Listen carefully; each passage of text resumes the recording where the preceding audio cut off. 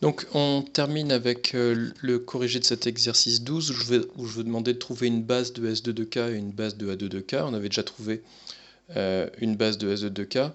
Pour A de 2K, il y avait effectivement un petit problème de signe que j'ai corrigé entre temps. Donc je prends une matrice antisymétrique, j'ai le droit de l'écrire comme ça. J'avais mis le moins en haut à droite ici, ce que j'ai le droit évidemment. Il faut juste que j'exprime que ces deux coefficients sont opposés. J'ai le droit de mettre le moins ici.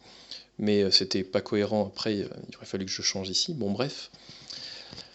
Donc la matrice M, si elle est antisymétrique, elle s'écrit comme ceci.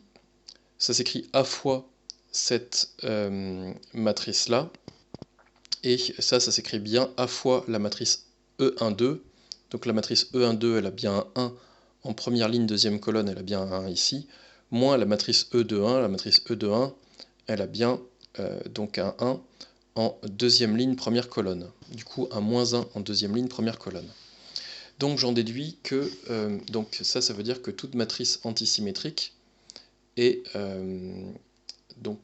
est proportionnelle à la matrice E12 moins E21.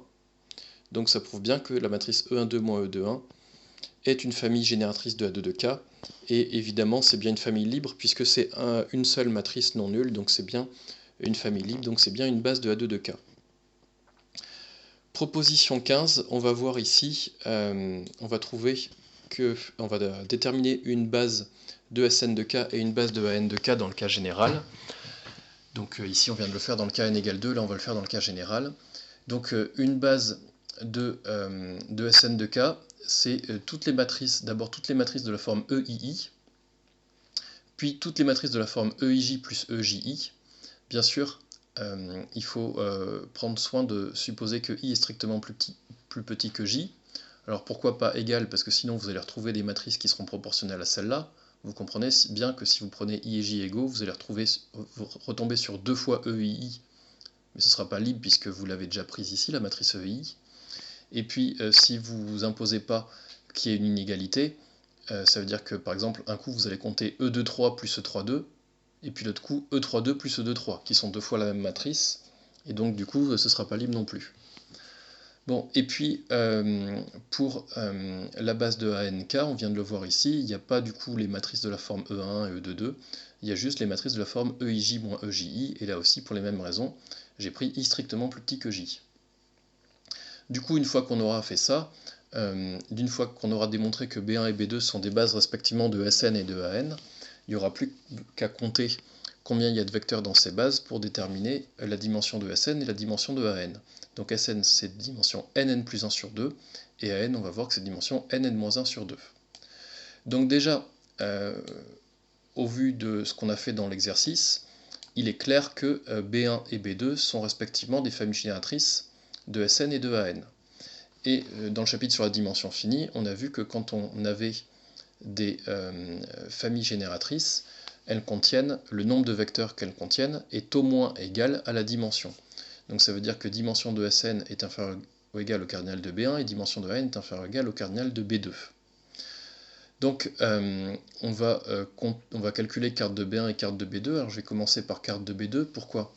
Parce qu'en fait dans cet ensemble-là, qui est l'ensemble B2, il y a autant de vecteurs que dans cet ensemble-là. Et donc si j'arrive à dénombrer le nombre de vecteurs qu'il y a dans B2, je connaîtrai le nombre de vecteurs qu'il y a dans cette famille-là, et du coup il ne restera plus qu'à rajouter n, parce que là il y a déjà n vecteurs. Donc le cardinal de B2, comment on fait? En fait il suffit juste de dénombrer, donc B2 c'est là, pardon, il suffit juste de dénombrer combien il y a de couples IJ qui satisfont à cette inégalité. Donc en fait, à J fixé, si je fixe J, vous comprenez bien, la question c'est combien il y a de I possibles une fois que j'ai fixé J. Donc des I compris entre 1 et J-1, il y en a évidemment J-1. Donc à J fixé, je peux trouver J-1 possibilité pour I. Et ça, je peux le faire pour tout J variant. Donc J varie de quoi? Il ne peut pas être égal à 1, c'est une inégalité stricte. Donc J peut prendre toutes les valeurs de 2 jusqu'à n. Donc dans B2, il y a somme de J-1 vecteurs pour J variant de 2 à n. Ça, on constate bien que c'est une suite arithmétique, je l'ai écrit ici. Donc pourquoi c'est une suite arithmétique? Parce que c'est de la forme AJ plus B. Donc on sait calculer la somme des termes consécutifs d'une suite géométrique. C'est premier terme plus dernier terme sur 2 fois le nombre de termes. Donc le nombre de termes, vous êtes bien d'accord, il y en a n-2 plus 1, ça fait n-1. Le premier terme, quand je prends 2, ça fait 2 moins 1, ça fait 1. Le dernier terme, c'est n-1. Donc ici, 1 plus n-1, ça fait n. Donc je tombe bien sur nn-1 sur 2. Et puis pour le cardinal de B1, j'ai expliqué qu'il fallait juste rajouter ces n matrices-là. Donc si je fais plus n, ça fait nn plus 1 sur 2. Donc ces deux inégalités me disent que la dimension de Sn est inférieure ou égale à nn plus 1 sur 2 et la dimension de n inférieure ou égale à nn-1 sur 2. Maintenant, je vais démontrer que ces inégalités en fait sont larges. Ces inégalités sont des égalités. Si ces inégalités étaient strictes, si ne serait-ce que l'une des deux était stricte, alors du coup, quand j'ajoute dimension de Sn et dimension de n, j'obtiendrai une inégalité stricte. J'obtiendrai que c'est strictement plus petit que ça plus ça. Vous faites le calcul, vous pouvez mettre n sur 2 en facteur. Comme autre facteur, vous obtenez n plus 1 plus n moins 1, ça fait 2n, donc au final on tombe sur n carré. Or, Sn et n sont supplémentaires de Mn, donc on sait que la dimension de Sn plus la dimension de n est égale à la dimension de Mn. Et ça, c'est bien sûr n carré. Donc, ça veut dire quoi? Ça veut dire que ça vaut n carré, donc cette inégalité ici ne peut pas être stricte.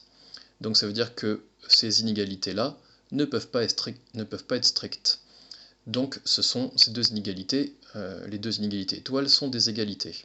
Donc j'ai prouvé que la dimension de Sn ça fait nn plus 1 sur 2 et la dimension de n ça fait nn-1 sur 2. Ainsi B1 est une famille génératrice de Sn constituée de... Donc B1 elle était constituée, c'est écrit ici, de nn plus 1 sur 2 vecteurs. Donc j'ai une famille génératrice qui est constituée d'autant de vecteurs que vaut la dimension. Donc on en déduit que c'est une base. Et pareil pour B2, on en déduit également que c'est une base de AN de K.